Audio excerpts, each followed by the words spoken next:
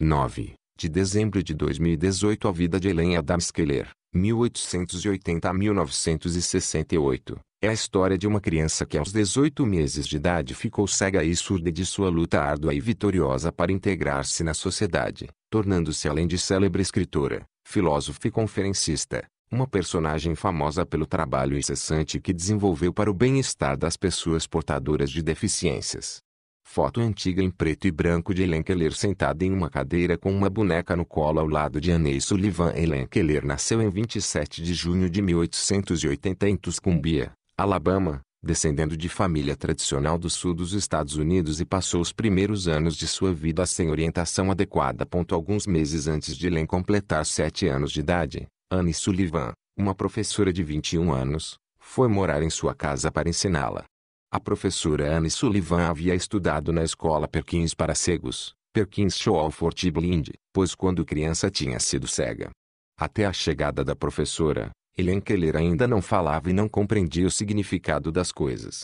Annie Sullivan assumiu a tarefa de ensinar Elaine Keller e para isso necessitou de muita coragem e persistência. No dia 5 de abril de 1887, Elaine e sua professora estavam no quintal da casa perto de um poço, bombeando água. A professora Sullivan colocou a mão de Elaine na água fria e sobre a outra mão soletrou a palavra água, primeiro vagarosamente, depois rapidamente. De repente, os sinais atingiram a consciência de Elaine, agora com um significado. Foto antiga em preto e branco de Annie Sullivan. Annie Sullivan, ela aprendeu que água significava algo frio e fresco que escorria entre suas mãos. O seguir, tocou a terra e pediu o nome daquilo, e ao anoitecer já haviam relacionado 30 palavras aos seus significados. Este foi o começo da educação de Elaine Keller.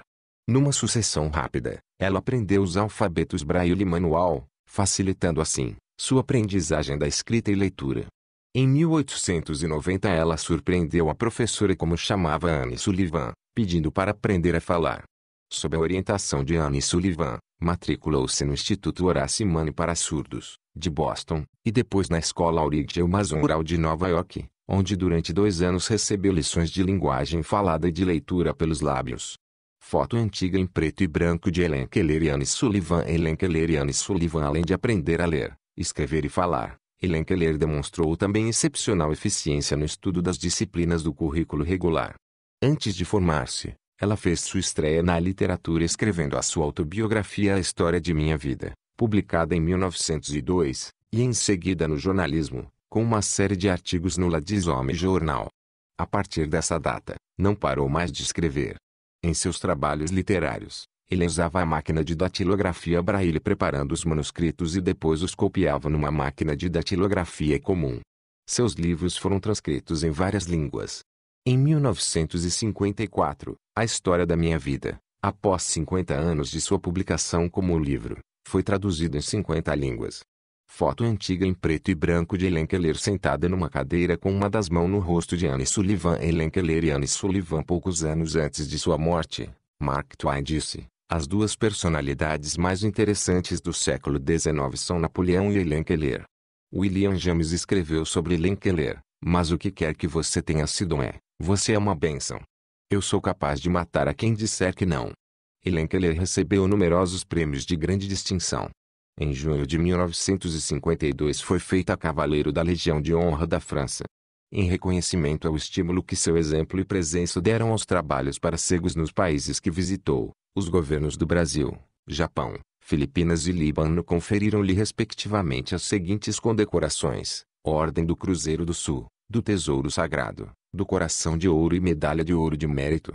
Foto antiga em preto e branco de Elaine Keller sentada numa cadeira com uma boneca no colo ao lado de Annie Sullivan. Elaine Keller e Annie Sullivan. Elaine Keller recebeu também o Prêmio Américas para a União Interamericana, o Prêmio Medalha de Ouro do Instituto Nacional de Ciências Sociais e outros. Tornou-se membro honorário de sociedades científicas e organizações filantrópicas dos 5 continentes. Por mais diversos que fossem seus interesses, Elaine Keller nunca esqueceu as necessidades das pessoas cegas e surdos-cegas. Desde sua juventude, sempre esteve disposta a trabalhar pelo seu bem-estar, comparecendo perante governos, dando conferências, escrevendo artigos e, sobretudo, pelo exemplo pessoal que uma pessoa severamente prejudicada pode alcançar. Quando a American Foundation for the Blind, a Instituição Nacional para Informação sobre Cegueira foi fundada em 1921, ela finalmente teve um efetivo instrumento nacional para dar vazão aos seus esforços. De 1924 até sua morte, ela foi membro do staff da Foundation, servindo como conselheira em relações internacionais e nacionais. Foi também em 1924 que Helen Keller começou sua campanha para levantar o fundo Helen Keller para a Foundation. Até a sua aposentadoria da vida pública, ela foi incansável em seus esforços para que esse fundo tivesse os recursos necessários para garantir programas de educação e reabilitação de cegos e surdos cegos.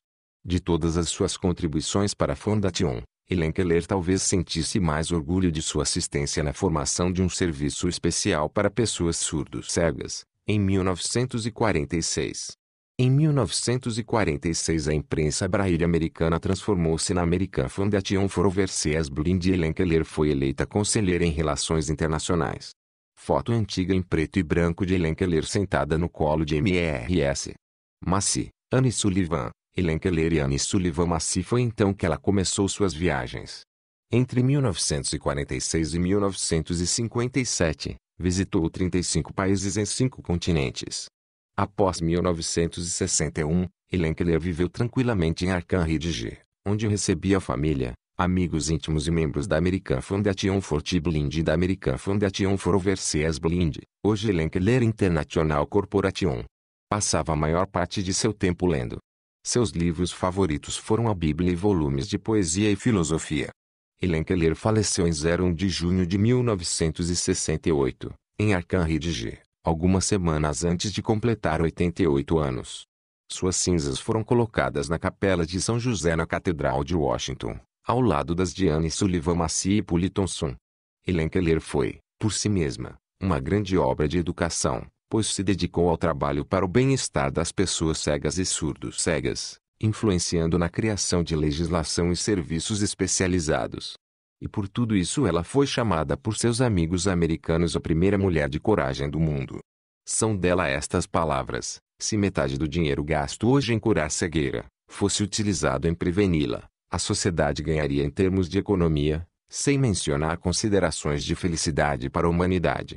Não há barreiras que o ser humano não possa transpor. Inscreva-se no canal para receber nossos vídeos. Deixe seu like, compartilhe com amigos, ative as notificações. Até a próxima.